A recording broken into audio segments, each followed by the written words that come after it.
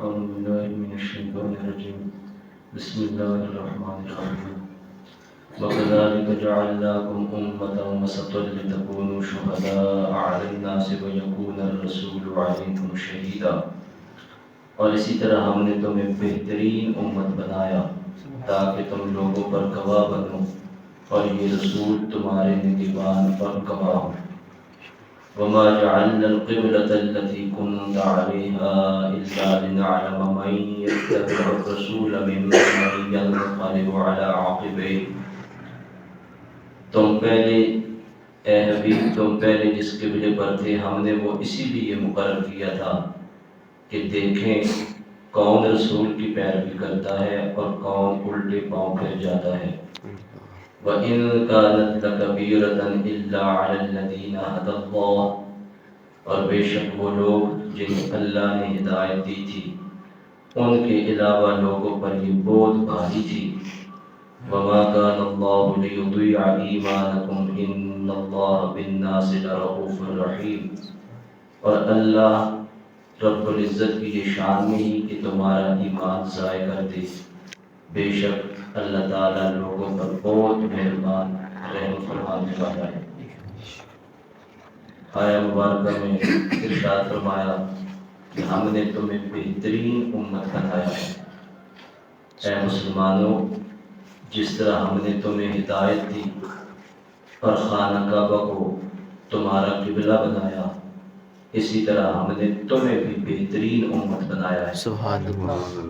حضور صلی اللہ علیہ وآلہ وسلم کی امت زمانے کے لحاظ سے سب سے بعد میں ہے اور مرتبے کے لحاظ سے سب سے آگے یعنی افضل ہے. سبحان اللہ. افضل کے لیے یہاں وسط کا لفظ استعمال کیا گیا، جعلناکم امتا وسطا. اور عربی میں بہترین کے لیے بھی وسط کا لفظ استعمال ہوتا ہے. سبحان اللہ. لتکونوا شہداء، تاکہ تم گواہ ہو جاؤ. مسلمان دنیا اور آخرت میں گواہ ہیں.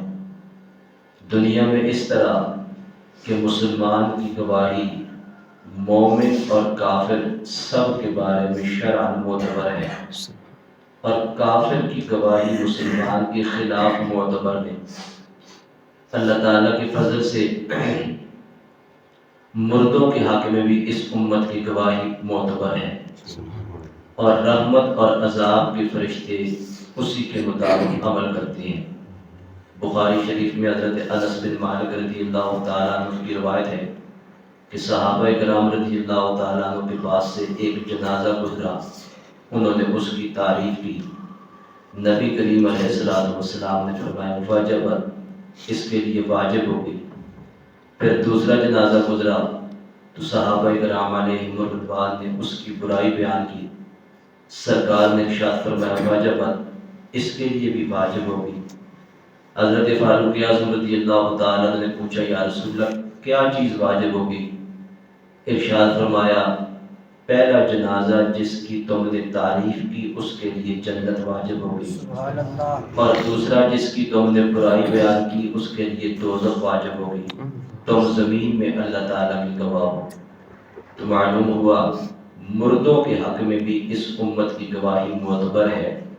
یہ جسے اچھا کہیں وہ اللہ کے نزدیک اچھا ہے، اور جسے یہ برا کہیں وہ اللہ تعالیٰ کے نزدیک بھی برا ہے. اور آخرت میں بھی اس امت کی گواہی معتبر ہے کہ جب تمام اولین و آخرین جمع ہوں گے، کافروں سے فرمایا جائے گا کہ کیا تمہارے پاس میری طرف سے ڈرانے اور احکام پہنچانے والے نہیں آئے؟ وہ انکار کریں گے اور کہیں گے کوئی نہیں آیا. حضرات انبیاء کرام علیہ السلام سے پوچھا جائے گا. وہ عرض کریں گے یہ کافر جھوٹے ہیں، ہم نے انہیں تبلیغ کی ہے. اس بات پر انبیاء کرام علیہ السلام سے کافروں پر حجت قائم کرنے کے لیے دلیل طلب کی جائے گی. وہ عرض کریں گے کہ ہماری گواہ سرکار کی امت ہے، چنانچہ یہ امت پیغمبروں کے حق میں گواہی دے گی کہ ان حضرات نے تبلیغ فرمائی. اس پر پہلی امتیں کافر کہیں گے کہ اس امت کو کیا معلوم، یہ تو ہمارے زمانے میں نہیں تھے، یہ تو بعد میں آئے. امت محمدیہ سے پوچھا جائے گا تم کیسے جانتے ہو؟ وہ عرض کریں گے کہ اے پروردگار عالم، تو نے ہماری طرف اپنے محبوب رسول صلی اللہ علیہ وآلہ وسلم کو بھیجا۔ قرآن پاک نازل فرمایا، ان کے ذریعے سے ہم قطعی اور یقینی طور پر جانتے ہیں کہ پہلے انبیاء کرام علیہ السلام نے کامل طریقے سے فرض تبلیغ ادا کیا ہے۔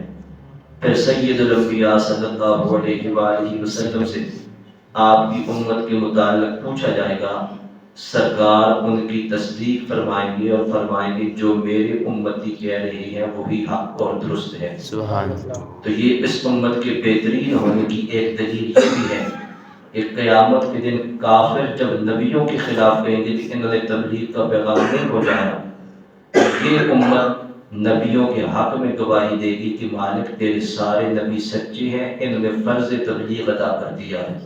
یہ اس امت کی شان ہے۔ یہاں یہ بات بھی قابل غور ہے کہ یہ تمام گواہیاں امت کے صالحین اور اہل صدق حضرات کے ساتھ خاص ہیں، اور ان کے معتبر ہونے کے لیے زبان کی حفاظت شرط ہے۔ جو لوگ زبان کی احتیاط نہیں کرتے اور بے جا خلاف شرع کلمات ان کی زبان سے نکلتے ہیں اور ناحق لعنت کرتے رہتے ہیں، صحیح حدیثوں کے مطابق قیامت کے دن نہ وہ شفاعت کریں گے اور نہ ہی وہ گواہ ہوں گے۔ وَيَكُونَ الرَّسُولُ عَلَيْكُمْ شَهِيدًا، اور رسول تم پر گواہ ہوں گے۔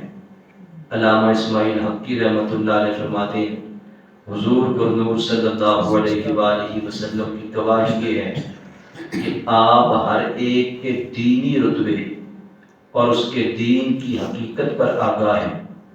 آپ صلی اللہ علیہ وآلہ وسلم اس چیز سے واقف ہیں جو کسی کا دینی رتبہ بڑھنے میں رکاوٹ ہے۔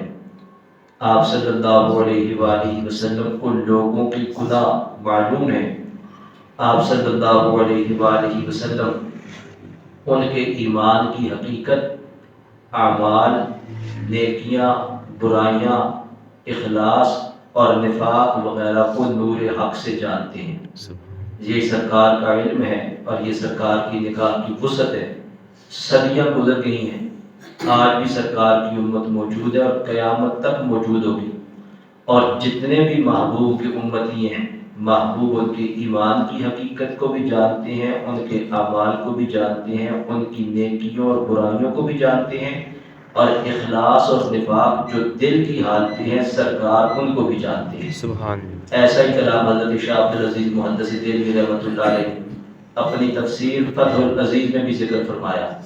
حضور علیہ الصلوۃ والسلام کو ان کی امت کے اعمال پر مطلع کیا جاتا ہے تاکہ روز قیامت ان پر گواہی دے سکے، اور چونکہ نبی کریم علیہ الصلوۃ والسلام کی شہادت سب امتوں کو عام ہوگی، اس لیے حضور علیہ الصلوۃ والسلام تمام امتوں کے احوال پر مطلع ہیں۔ گواہ ہوتا ہی وہ ہے جو ہر ایک کی حالت پر مطلع ہو۔ سرکار اس امت کے احوال پر بھی مطلع ہیں اور پہلی امتوں کے احوال پر بھی مطلع ہیں، اور یہ بات حقیقت ہے کہ نبی کریم علیہ الصلوۃ والسلام کی گواہی قطعی اور حتمی ہے۔ ہمارے پاس قرآن کے کلام الہی ہونے کی سب سے بڑی دلیل سرکار کی گواہی ہے، اور جیسے یہ گواہی قطعی طور پر مقبول ہے، اسی طرح حضور علیہ الصلوۃ والسلام کی گواہی دنیا میں اپنی امت کے حق میں مقبول ہے۔ لہذا سید المرسلین صلی اللہ علیہ وآلہ وسلم نے اپنے زمانے کے حاضرین کے متعلق جو کچھ فرمایا، مثلا صحابہ کرام، ازواج مطہرات اور اہل بیت کرام رضی اللہ تعالیٰ عنہ کے فضائل و مناقب، یا غیر موجود لوگ جیسے حضرت اویس قرنی رضی اللہ تعالیٰ عنہ، یا بعد والوں کے لیے جیسے حضرت امام مہدی رضی اللہ تعالیٰ عنہ کے لیے جو کچھ سرکار نے فرمایا ان سب کو تسلیم کرنا لازم ہے۔